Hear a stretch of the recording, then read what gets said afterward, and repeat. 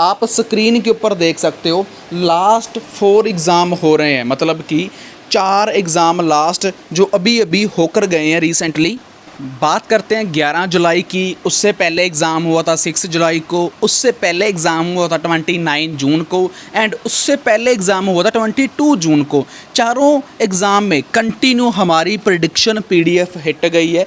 Writing 100% same, reading 1 passage 2 passage सभी exam में 100% same, speaking की प्रेडिक्शन हिट 100% सेम, और इसमें कोई झूठ नहीं है, कोई फेक नहीं है। बहुत सारे लोग ये बात बोलते हैं प्रेडिक्शन के ऊपर ट्रस्ट नहीं करना चाहिए, विश्वास नहीं करना चाहिए। तो आपकी मोबाइल स्क्रीन के ऊपर ऐसा कोई भी स्क्रीनशॉट ऐसा नहीं है कि जो हमने गूगल से लिया हो। सभी के सभी मोबाइल स्क्रीन रिकॉर्डिंग चल रही है, तीनों के तीनों आप देख सकते हो 1, 2 एंड 3। ये mobile screen information. First, you have some time to look at questions 1 to 5.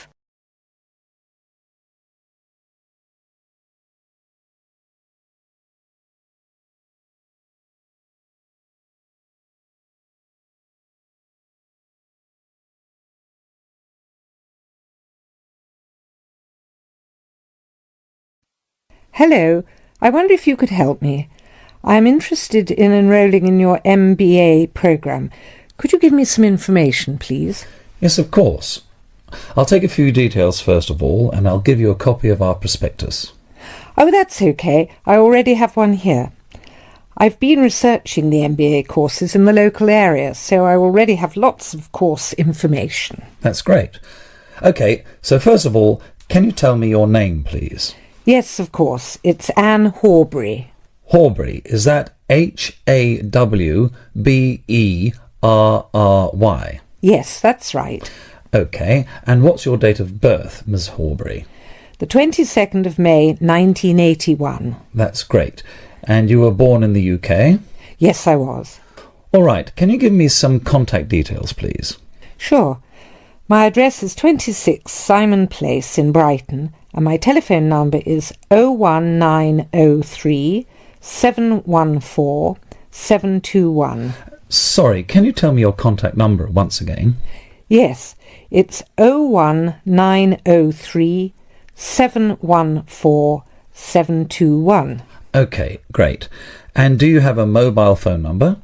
No, I don't. Is it important? No, that's okay. I'll just write it on your form, no mobile phone.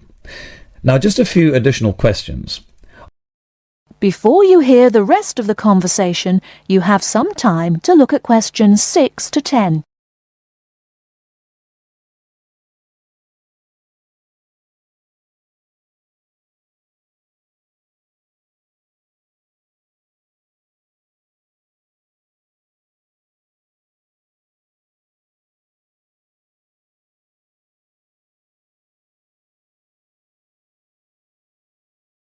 Now listen and answer questions 6 to 10. Are you working or studying anywhere else at the moment?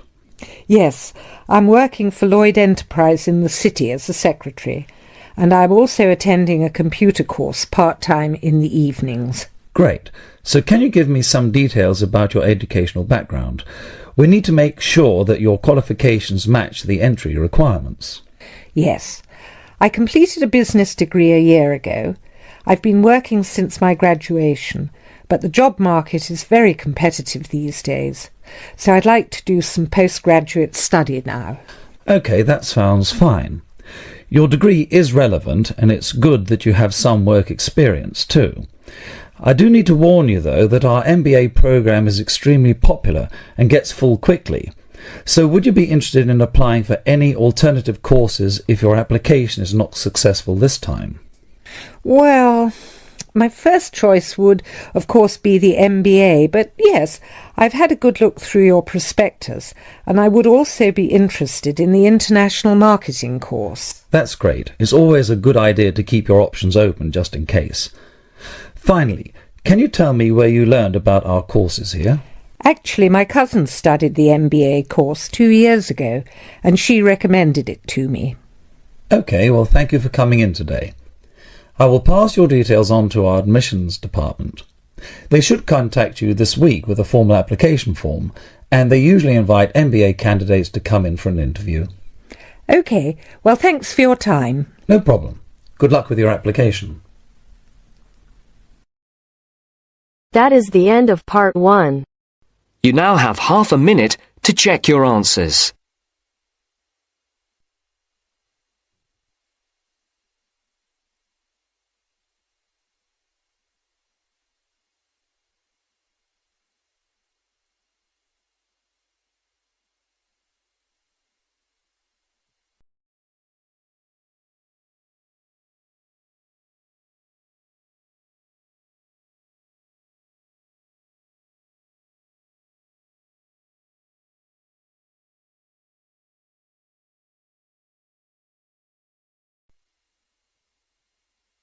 Now turns to part 2.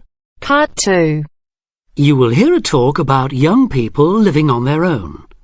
Listen carefully and answer questions 11 to 12.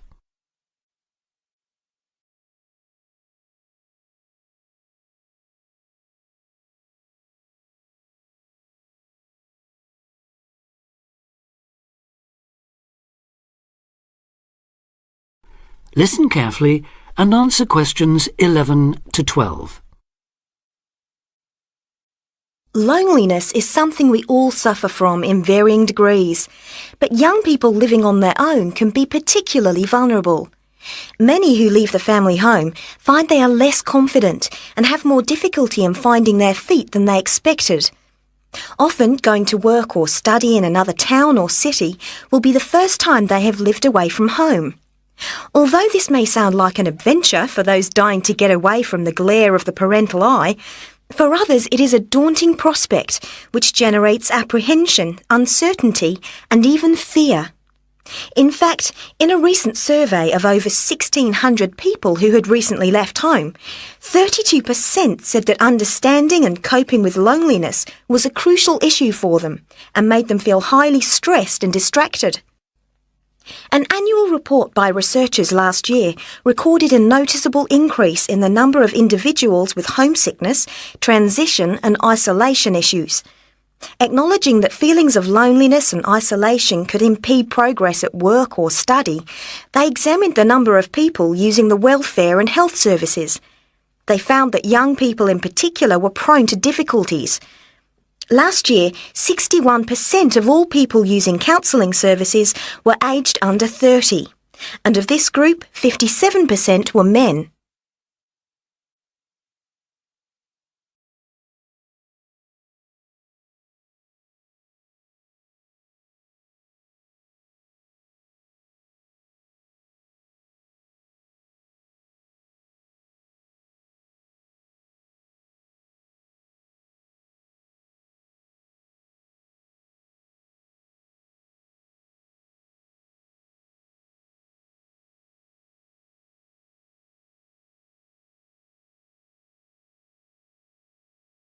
Now listen and answer questions 13 to 20. Leaving home involves a major change in lifestyle, work patterns and degree of independence. You will be away from home, family and friends and are no longer supported by familiar surroundings. For this reason, in the first year a lot of young people suffer from loneliness.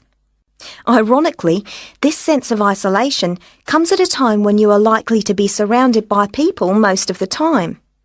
Living in a busy city, travelling on crowded buses and trains, you will be constantly among people. But this can sometimes compound your sense of being alone.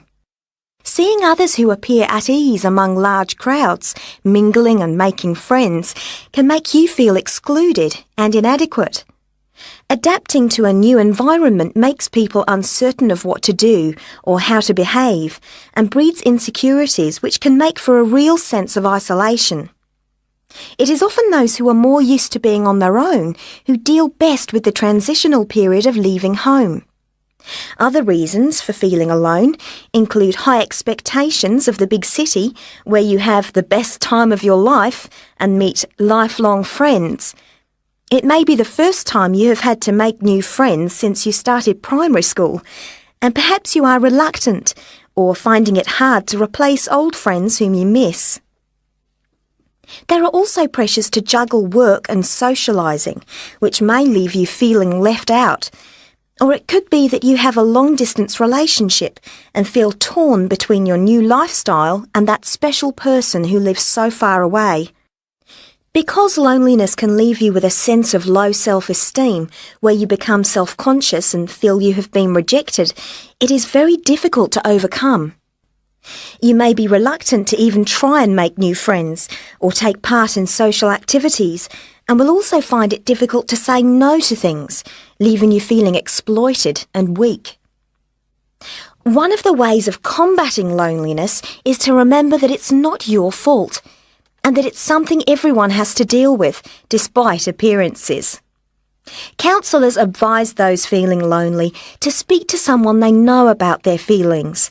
They also ask them to consider joining groups and societies, and to get involved in activities which interest them as a way of meeting more people. Of course, overdoing it and jamming your schedule with too many things just to avoid being alone will not work. But meeting others with common interests may be a step forward. If you still feel like you need someone to talk to, you could try group counselling, where you will be able to talk to and receive support from a small number of people with the same difficulties as you. For more information or to be put in touch with an individual counsellor, contact the local town hall support services. That is the end of part 2. You now have half a minute to check your answers.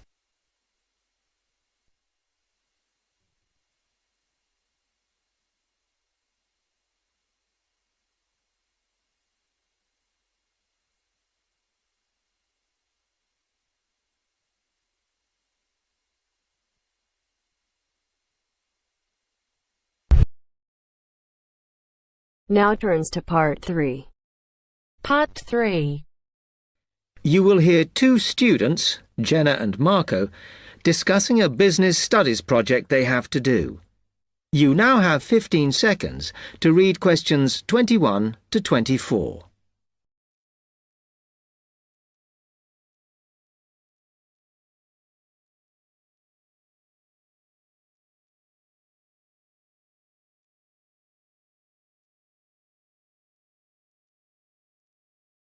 Come on, Marco. We've got to get on and sort out this project for Professor Buckley. Hang on.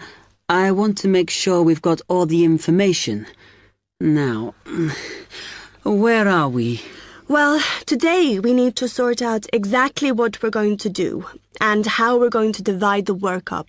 Okay. How long have we got, by the way? The end of term is April 6th. And he said to hand it in on week 8, so that's March 25th at the latest, because the beginning of that week is the 21st, so not long. Right. Have you got the notes there? Yes. He wants us to do a fairly small-scale study, like the last one, on whether or not businesses were offering more benefits to staff. And we've now got to look at the rise in older workers. It should be fairly straightforward. Yeah, as long as we keep it small. Who's marking it? I don't know. Sometimes he gets the PhD students to mark it for him. Oh, actually, it just says here, a senior lecturer. I suppose it's too much for Professor Barclay to do them all. Yeah. Anyway, how are we going to go about this? Well, we have to decide how big we want it to be and who. Yeah, but I think we must sort out a timetable for the project. Otherwise, nothing will get done. Okay. Do you want to do that? All right. I'll do it as soon as we finish here. Before you hear the rest of the talk, you have some time to look at questions 25 to 30.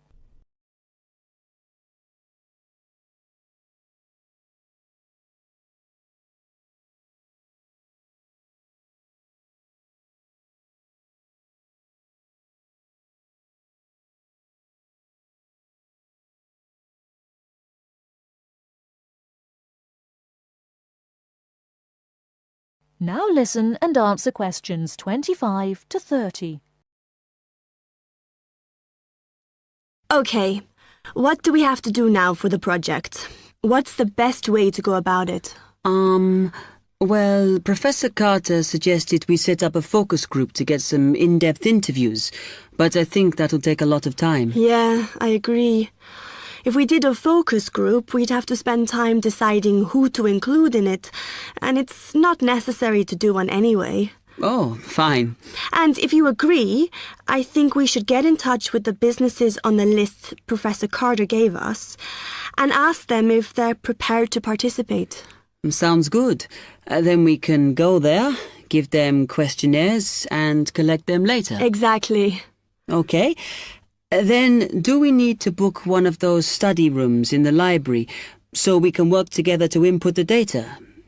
Perhaps not, as I guess just one of us could just sort it out actually. Yes, that would be easier. A lot of what we're doing is qualitative, so it'll be writing up rather than statistics. No software for that, I'm afraid. And I think it would look better if we had actual shots of some of the staff, because we're citing appearance as a factor in employability, aren't we? Yeah, okay. I'll factor that all in when I sort everything out tonight. I'm glad we decided to work together. I think it's going to work out well.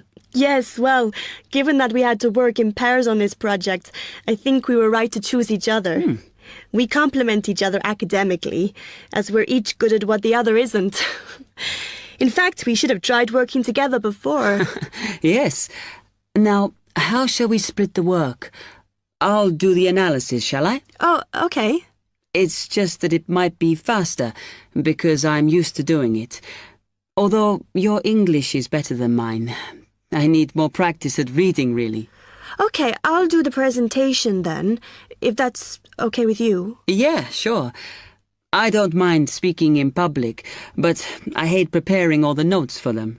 The thing is, the tutor said one person should do the whole presentation, and he said he expects me to do it because I haven't done one yet. No, that's fine. Now, let's see.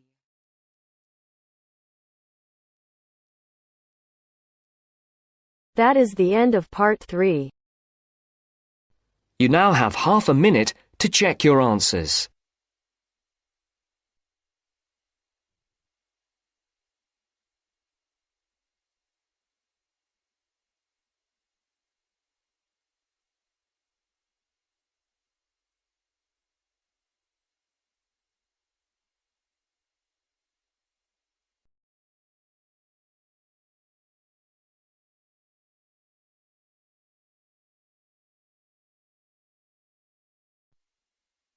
Now turns to part 4.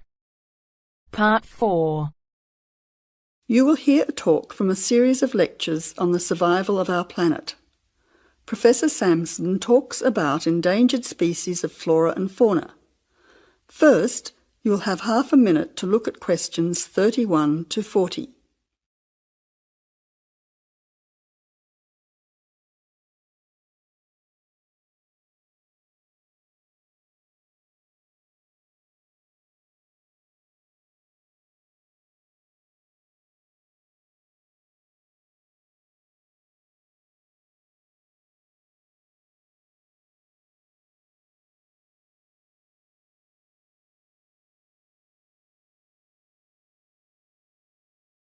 Now listen carefully to the talk and answer questions 31 to 40. Good afternoon, ladies and gentlemen. Today's topic in this series of lectures on our planet is about ensuring the survival of our very important plant and animal species. In this lecture, I want to discuss one way that we can do this. No one will ever see a huge dinosaur thundering through the forest. No one will ever see a paradise parrot flash its rainbow colours across the sky. The fact is that many animals and plants have been wiped out. Sadly, they are extinct. It is too late for them. Extinction is forever. We can't do anything about the species that have already disappeared. But today, there are many animals and plants that could still become extinct in the future if we do not act now. They are endangered. The African elephant and rhinoceros have become endangered because of the value of their tusks. Australian parrots and reptiles are smuggled onto planes because certain people in other countries are prepared to pay thousands of dollars for them. And there are many other species around the world that are endangered because they no longer have a place in which to live and reproduce safely. The main cause of extinction is the destruction of habitats. A habitat contains all that a living thing needs to survive: space, light, water, food, shelter, and opportunities for reproduction. The population of the world is growing rapidly, and this is placing great demands on land and resources for housing and for growing food. When vegetation is cleared and swamps are drained for agriculture, mining and suburbs, or when rivers are dammed to store water, plants are destroyed and animal life is threatened. In other words, humans are changing and destroying the habitats of animals and plants, which is in turn reducing their chances of survival.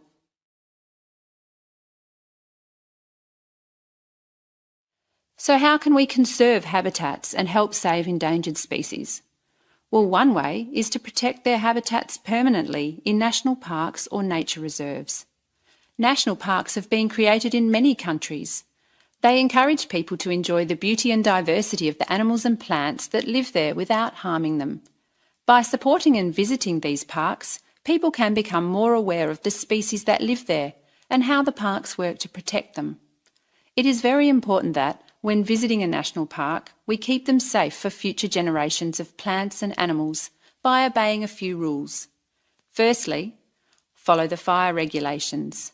Don't throw cigarettes or build fires, except at certain times of the year in especially allocated areas and facilities. Secondly, remember to leave pets at home. Pets, such as cats or dogs, can hunt birds or other small animals. Some pets might even escape and become a serious threat. Thirdly, place all rubbish in a bin or take it home. Plastic bags or leftover food are dangerous to the animals and harm the environment. Don't pick the flowers or damage the plants. Flowers create the next generation of the plant. Also, for the same reason, birds' eggs must be left in their nests. The loss of species in the past is sad.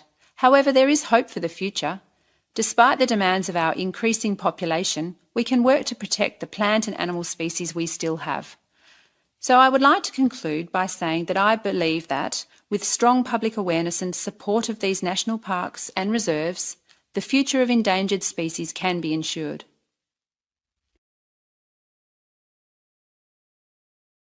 That is the end of part 4. You now have half a minute to check your answer.